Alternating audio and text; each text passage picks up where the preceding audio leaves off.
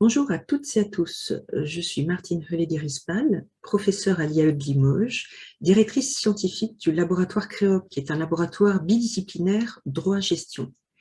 C'est au titre de rédactrice associée de la revue de l'entrepreneuriat que je m'exprime aujourd'hui. Le thème, présenter sa méthode et ses résultats dans le cadre d'articles empiriques mobilisant des méthodes qualitatives. Donc, nous allons regarder avec attention une section qui est analysée par les reviewers et qui peut être un motif de rejet, j'ai envie de dire facile. Donc, pour ce faire, je vais revenir sur quelques écueils qui sont souvent les nôtres en tant qu'auteur, et ensuite, j'émettrai quelques recommandations. Trois écueils ô combien fréquents. Le premier écueil, c'est souvent un écueil qui est celui d'auteurs, je dirais, avertis, qui connaissent les méthodes, et on croit savoir et on pense que tout est évident. Je mobilise une méthode qualitative, bien évidemment. La méthode qualitative répond aux questions du pourquoi, comment le dire. Deuxième écueil, on ne donne pas suffisamment d'éléments de preuve. Alors là, ce deuxième écueil est peut-être le fait des revues qui exigent des auteurs 6000 mots ou une section méthodologie en 400-500 mots dans un encadré. N'omettez pas les différents éléments que je vais vous présenter ensuite, quitte à dépasser un peu. Troisième écueil, on reste trop général. Donc ça, c'est souvent le fait de jeunes chercheurs qui regardent comment fonctionnent les sections méthodologiques. Alors, parfois, malheureusement, ils omettent de préciser comment ils ont analysé les données. Donc là, c'est un rejet instantané. Mais parfois, ils mettent des informations sur la collecte et l'analyse des données. Toutefois, la section est désincarnée. Qu'est-ce que ça signifie? Ça signifie tout simplement que le lecteur ne comprend pas quelle est l'organisation, quel est l'écosystème, quelle est l'ambiance, les traits caractéristiques du terrain qui sont examinés. Quelques recommandations. Première recommandation, expliquer point par point chaque choix méthodologique en citant les bons auteurs. Je suis parfois surprise en tant que reviewer de voir de bonnes références en introduction, en revue de littérature, parfois d'ailleurs dans la section des résultats, là où on ne les attend pas, en discussion, mais pas dans la section méthodologique. Pourtant, la section méthodologique est une section très importante dans la mesure où le chercheur explique comment rigoureusement, scientifiquement, il ou elle est parvenu à des résultats intéressants. Il faut qu'il s'appuie à ce moment-là sur les auteurs qui ont déjà proposé des techniques et des méthodes d'analyse éprouvées. Quelques autres recommandations. Si notamment vous réalisez une étude ethnographique en théorie ancrée, une étude de Karish, bien préciser le contexte de l'étude. Expliquer les éléments factuels et descriptifs de votre organisation et du contexte qui a été le vôtre. Deuxièmement, expliquer pourquoi le phénomène à l'étude appelle une méthode qualitative singulière. Ça, ce n'est pas toujours évident.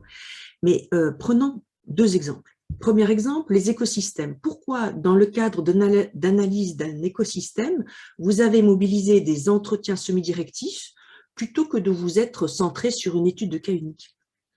Ou encore, mettons que vous travaillez sur l'analyse des conversations et puis vous voulez et vous devez prouver pourquoi l'analyse des conversations est plus pertinente qu'une autre méthode lorsque vous souhaitez saisir comment, à travers leur rencontre avec d'autres acteurs, des entrepreneurs, ont créé et identifié une opportunité en émergence. Troisièmement, bien préciser le type d'échantillonnage qui a été choisi. Il faut le qualifier et justifier ce choix très concrètement. Pourquoi? Parce que l'échantillon, c'est l'ensemble des répondants et des informations que vous avez colligées pour pouvoir aboutir à des résultats scientifiques. Il faut donc que vous démontriez à votre lecteur comment vous avez choisi vos sources d'informations et vos répondants. il faut qualifier votre échantillonnage. Par exemple, est-ce que c'est un échantillonnage théorique? Est-ce que vous avez eu plutôt un échantillon orienté, stratifié, homogène, ou au contraire axé sur la variété des répondants? Autre recommandation qui a trait au processus de recherche mis en place. Il faut bien l'expliciter tant au niveau de la collecte que de l'analyse des données. En termes de collecte des données, très souvent, les auteurs savent bien décrire le nombre et le temps des entretiens, ainsi que la stratégie de collecte des données. Est-ce que le chercheur a opéré par entretien, par discussion informelle, par observation? Ça, c'est assez bien expliqué. En revanche, peut-être pour des raisons d'espace, les questions abordées lors des entretiens ne sont pas toujours indiquées. Pourquoi? Parce que vous vous dites, ce sera bien évidemment l'objet des résultats. Le préciser toutefois. Dernier point au niveau de la collecte des données, la saturation des données. Il s'agit de démontrer à votre lecteur que vous avez saturé les données, c'est-à-dire que lorsque vous rajoutiez ou vous auriez rajouté un répondant, une source d'information complémentaire, l'apprentissage incrémentiel aurait été minime. Certes, il faut aboutir à une saturation non pas parfaite, mais au moins satisfaisante. Donc, bien expliquer à votre lecteur le fait que vous ayez une quinzaine d'entretiens, une trentaine d'entretiens, eh bien, ça vous permet d'avoir l'essentiel des informations à retenir pour parvenir à des résultats scientifiquement démontrables. Scientifiquement intéressants. L'analyse des données à présent. Si vous avez mobilisé une méthode longitudinale, une théorie ancrée, une ethnographie, il est certain que vous avez analysé les données au fur et à mesure de la collecte des données. D'ailleurs, c'est un conseil fort que de le faire. Ne séquenciez jamais collecte et analyse des données.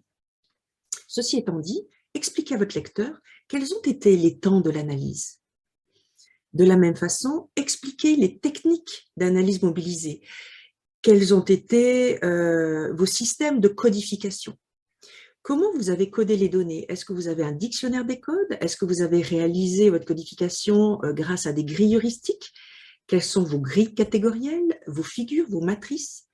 Avez-vous eu recours à un logiciel de type NVivo, TROP? Le préciser.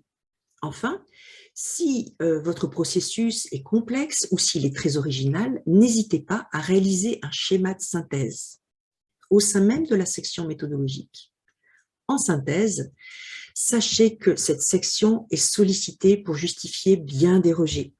Il s'agit d'être précis et concret. Il ne sert à rien d'affirmer, le tout est de démontrer. Bon courage à tous.